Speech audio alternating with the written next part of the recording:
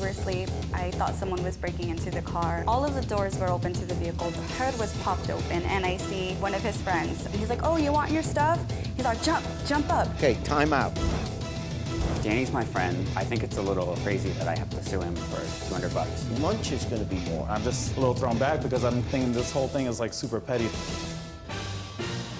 Plaintiffs Michael and Evelyn Hall claim the defendant is a crook who sold them a damaged car and then repossessed it. They're suing for $5,000 for breach of contract. Defendant Guillermo Bais claims the plaintiffs didn't make their car payments, so he repossessed their car. He says he owes them nothing. This is case number 238 on the docket. Okay, and welcome to the three of you. The plaintiffs, Mr. and Mrs. Hall, you are suing the defendant, Mr. Bais, for $5,000 for what you say here, breach of contract, fraud, and emotional distress. So we purchased a vehicle from the defendant a while back, and when we purchased it, he told us that it's in perfect condition. What kind of vehicle and what did you purchase? It's a 2002 Ford Escape. So that's a 17-year-old car. Yes. And how much mileage did it have on it? 130. 130,000. 127,000, Your Honor. Oh, okay. Okay, now what? So when we purchased the vehicle, I did a test drive of it, and there was a constant beeping in the car. I brought it up to the defendant. He told me, it's probably something wrong with the sensor. And 3 days after we took the car off the lot, the check engine light came on. We brought it up to him and told him, like, hey, the check engine light came on. He told us, bring it back, he'll get it fixed. But that was just a straight lie, because after he supposedly got it fixed, it came on again. Okay, so how much did you put a deposit down? $2,000. How much was the car sold for? $5,000 and some change. I have the contract, Your Honor, and I did fix the check engine line as soon as they brought it up. Okay, so right away there were some problems. You brought it back. He would fix something, but then something else. Yes. Okay. He told us he's going to take it to his mechanic, and my wife actually called the mechanic shop, and they didn't know that we were the owners of the vehicle, and they told her, like, hey, we just turned the light off. And when she brought up that, hey, I am the owner of the vehicle, he said, oh, no, we didn't mean that. We actually fixed it. So when they took it to the shop, they said it was a converter belt that was messed up. We spoke to one of our friends. He's actually a mechanic. We showed him the vehicle. He said, there's so many things wrong with the car. And he said, what did they tell you the issue was? I said, a converter belt. He said, there's no such thing as a converter belt. We don't even know what that is. He made that up. It took 5 days for the vehicle to be repaired, and we did have someone take a look at the car, and they mentioned that there was no way that the car should have been in the shop for 5 days for the repairs that they did. Okay, in your statement, in your complaint, you say he told you that if there were issues, such as the ones you're describing, he would take the car back. Why did you not do that if you were unhappy with the car? He wasn't offering. At first he did. Well, that's what you said. Okay. At first he offered that he would switch it. He said, after the repairs, if you do not feel safe, bring it back and I will switch it out. And why didn't you? We did. We came back and you he got said, another car? Nope. He said that ship has sailed and that he didn't feel comfortable because it was lost wages to him. How long had you had the car already? It was over a week. Then a few days after the fact that he had the mechanic check out the car. And he had told you then that you could bring it back? That they would switch it out. And when we came back, he said, I'll tell you what, bring me the car and we'll switch it out. Okay, why didn't you do that? Your Honor, they brought the car back to me on April 4th, I believe. There is a text message where I did the oil change and the check engine light on. Okay, and when did they buy the car? They bought the car on March 6, 2019. So it was a month later? It's a month later. We purchased the vehicle not on March 6th, but it was on March 27th. They said that the check engine light was on. I said, bring the car over to me. I'll take it to my mechanic. It's an ARCO station, which is a huge corporation in California. Yes, I know. So, they're not going to just turn off a check engine light for the car. They fixed it. I offered an oil change, did that too. And from then on, it was just nothing but complaints. They drove the car all the way to June without a single payment on the vehicle. So you were driving the car for 3 months? No. Your Honor, I could have repoed the car right up, within 2 months, but I'd still give him a chance. Your Honor, if I can add, yes, on the contract, first of all, I would like to throw in the contract. When we purchased the vehicle, we requested for an original contract. We were never given an original contract. They did not give us a contract, a copy of the contract until a month later. Every single customer that buys a car from me gets a copy of the contract. I have to give them one. Right. So, but So this they is must have lost it. You have the contract. a month later after the fact that we purchased the vehicle. I offered them, if things didn't work out with the car because they were complaining so much about the vehicle, I might replace it with another vehicle. But a month goes by, they don't make their first payment, 2 months down Is the road. that true? You didn't make Your Honor, any payments another thing that afterwards? we Is it mentioned- true? Answer my question. Is it true that you didn't make any payments? Yes, but that is due to, on the contract, he did not put a payment plan. He put how much the vehicle was, Let me see how the much we contract. paid down. I've sold them a car before, and there is a $2,000 down You payment. had sold them a car before? Yeah, which I Which- had to repo the vehicle too because they didn't make payments Okay, on it. time out. You sold them a car, Back in 2018, March 6, 2018, I sold them a vehicle, and you had to and I had a repo months later. from your point of view, having done that, why did you do it again? I guess I was compassionate, lack of better judgment. They came back a year later with $2,000 gap. Okay, here it says, purchase price $4,900, And you see at the bottom, there'll be the down payment is $2,000. and you never put when they should make payments? Your Honor, I've been in business for 20 years, and it's just. Well, what did you expect the payments to be? $250 a month. That's what we agreed on. He did mention a monthly payment, but he didn't say exactly how much because every time we spoke was different. He either lowered the price because we complained about something or raised the price because he was fed up with our complaints. Okay. You've had the car for 3 months, right? More than 2 Yes. months. Why, under any theory, would you believe that you could be driving the car for 3 months without making a payment? He did mention, hey, you haven't making any payments. And I said, well, hey, you mentioned you were gonna switch the vehicle for us because we have a 1-year-old. So our 1-year-old, his life has been put at risk numerous times. We've texted him at night, in the morning, saying, hey, the car stopped. We're on the freeway. You know, it gave out on us. And he Why would tell- did you keep the car? Why didn't you just bring it back? Every time we brought it back, he'd say, I'm gonna take it because you guys complained too much. And we said, well, if you're gonna take it, can we have our money back? And he kept saying no. They came over to the lot. We drove on the freeway, and he was with me. It shifted fine. There was nothing wrong. I have a scanner. I put the scanner on the vehicle to make sure it had no codes on it, and no codes were present. Here's what the deal is. If you buy a car and you owe money on it and payments aren't made, legally he has the right to repossess the car. We had a verbal agreement with the defendant that if there was issues with the car that We weren't going gonna to make payments. make the monthly payments until we were either receive a new car or the car was fixed. We can't start, as a matter of policy, holding car dealers responsible for the consequences of someone not having a car. You know, the courts will say, find another car.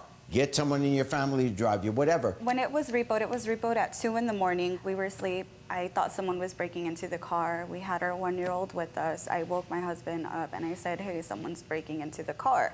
All of the doors were open to the vehicle. The hood was popped open and I see one of his friends, he's I guess the repo guy, but we've dealt with him before. Obviously, no one is ever happy when a repo guy comes. Yes. And oftentimes, I assume To me- repo guys come when they don't think you're up and around, so there's no Yes. confrontation. To me, Yes. at that point, it was more, I was concerned more about my safety. I asked him, I said, you know, what are you doing? He's like, I'm taking the car. I said, that's fine, go ahead. I said, but let me take my son's belongings out of the vehicle. We were planning a trip to an Yes. amusement park the following day. We packed that night, put all of our son's belongings in the car. So I said, please let me get his stroller, his car seat, diaper bag, everything Sure. that's in there. It's expensive, and my son needs it. I said, Yeah. I can't get You don't around. have to Yes. explain that, I understand. Yeah, so I asked for the stuff, and he said no. He said, give me the car keys, and I'll give you the stuff. And I said, you know, I need the stuff. I'm going to have to, you know, call law enforcement, see if we could preserve the peace so you can give me my things. And he's like, oh, you want your stuff? He's like, jump up, get your stuff. He kept, you know, talking to me as if I was a He had dog. already raised the car up The on car the was up high, and he kept telling me to jump for it. And the police came. The What did police do? came. He tried leaving before the officers showed up. And I said, I'm not going to move. You need to give me my things, and you're going to have to wait until the officers come. He started reversing the car, was this close to hitting me. I had it all on camera, and I said, I'm recording you. Did you finally get your stuff? We got our stuff. He grabbed all of my son's belongings, threw it all in the parking lot, just tossed Okay. everything out. All They right. kept the keys to the car, Your Honor, still. Okay. Did you give the keys back then? We brought the keys with us. When they repo a vehicle, they'll ask the people, bring the keys and I'll give you your stuff. That way he's able to drive the car. Why wouldn't you Which have they given didn't the give him the keys? keys. Because they kept my California ID, and I asked for my California ID back, and he said, let me look for it, and if we have it, then we'll switch. And he knew that I knew that it was in the car, because he said, he even showed it to me and said, Your it's Honor, in the car. It's a business. I mean, they kept all the belongings in I the know. car until she would bring the keys. Okay. Here's the deal. The reason you're not allowed to get the deposit back, can you imagine if people could buy a car, used or new, not make payments, drive it for a few months, eventually it gets repossessed, and they get the down payment back? What that means that you would never have to pay for a car. Buy a new car, don't make payments, in 3 months they'll come repossess it, you get your deposit back, and you've had 3 months of driving a nice new car free. That's why you don't get the deposit back. You had the right to repo the car, and they're not entitled to get their deposit back. I am a little troubled about this repo guy and how this is handled. Now, I understand it's a separate company. Correct. But the lady wants the stuff back in her car. Give her the stuff in the car. Whatever argument you're going to have about getting the keys or not, that can be resolved. Why at 3 o'clock in the morning is he saying to her, climb up on the car and get it yourself? I mean, why do we accept this behavior? It would have been that simple, Your Honor, if she would have given the keys. He's not responsible for that. I'm on your side for that kind of behavior. I think too often in our society, we just accept that people are going to play tough guy and treat other people rudely. Your Honor, it's such a simple human thing to do. Give the kids materials back. You have another way to get the keys to the car back, but he has a right to repo it, and you don't have a legal right to get your deposit back. Case dismissed. Thank you, Your Honor. My son's life was endangered numerous times. They act like they're family friendly, but honestly, all they do is just sell vehicles that don't work. So do not purchase vehicles from them. Well, you can expect to buy a car and not make payments on it. I think the judge was more than fair. Plaintiff Kenneth Hegel is suing his former friend for $214 for a vacation rental. Defendant Daniel Jenkins claims the plaintiff knew he didn't have any money and invited him on vacation anyway. He says he owes him nothing. Please raise your right hand. Do you swear that the testimony you're about to give is the truth, the whole truth, and nothing but the truth? Yes. Yes. Case 42 on the docket, Hegel versus Jenkins. Mr. Hegel, you are suing the defendant here, Mr. Jenkins, in the amount of $214 for a vacation rental? Correct. So Danny's my friend. Yes. I think it's a little crazy that I have to sue him for $200. Basically, every year I have plan a trip down to Atlanta. I go with a group of friends. I organize the house, so it's a shared rental, and I let everyone know what the cost is and make sure everyone's okay with the How place. many guys go? It depends. Usually like around 8. Okay, so 80 friends get together once Last a year year? was 4. Pardon? Last year was 4, not 8. Okay. Yeah. But whatever, it's a group of friends, and you get together and you go to where? Atlanta. Atlanta. Yeah. Okay.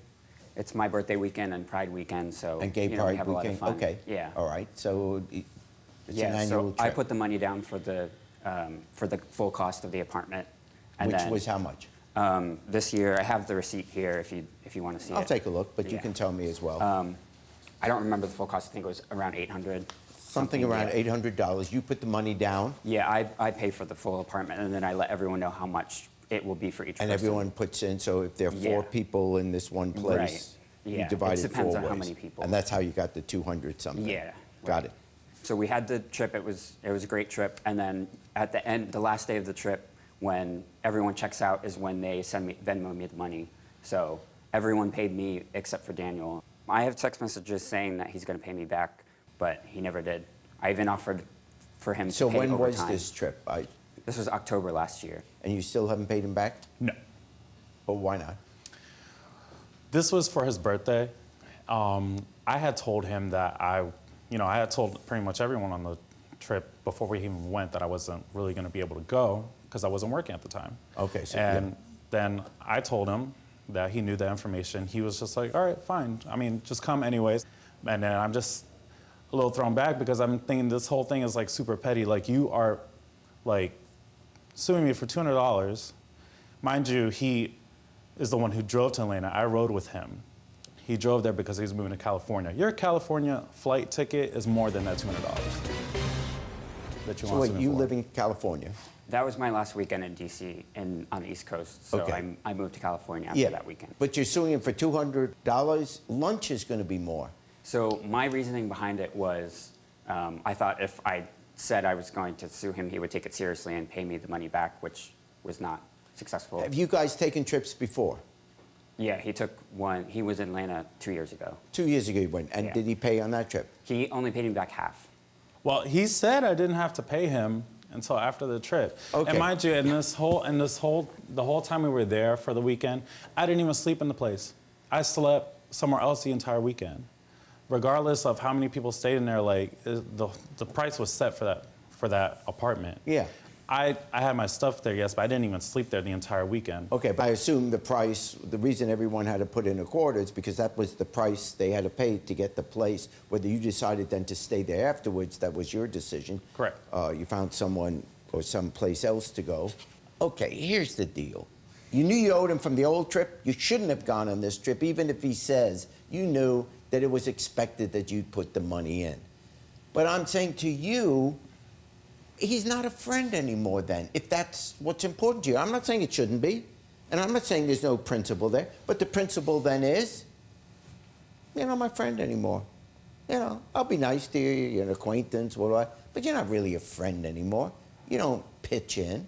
Or the principle could be, you're such a good friend that I understand things aren't going well for you right now, so you know what? If you don't have the money to pay the $200 for a weekend that you obviously liked him enough that you wanted him to come on the trip, my guess is you have other friends too. You could have asked them. Why didn't you invite someone else? I feel like, well, because I wanted Danny there. He's my friend. If he's your friend and he can't come up with the money, it's difficult for him. There must be a reason he can't pay. And if he's totally lying about it, then he's obviously not going to be your friend. I'm just trying to tell you on a personal thing why that's not how people behave. I mean, if he's not doing it, you got a cheap friend, there may be a reason for it. And if you care about him as a friend, but you do have a responsibility, and you now know that he's not a close friend of yours.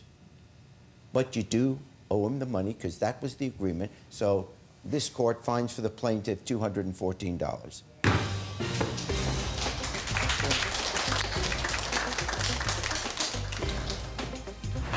think that will definitely remain friends. I will continue to go on trips, given that I have the money to go. Thanks for watching. Now please approach the bench. The way I look at it, you have two options here. Option A, watch more Judge Jerry. Option B, watch more Jerry Springer. The choice is yours. Now get out of my courtroom. You have more clips to watch. And don't forget to subscribe.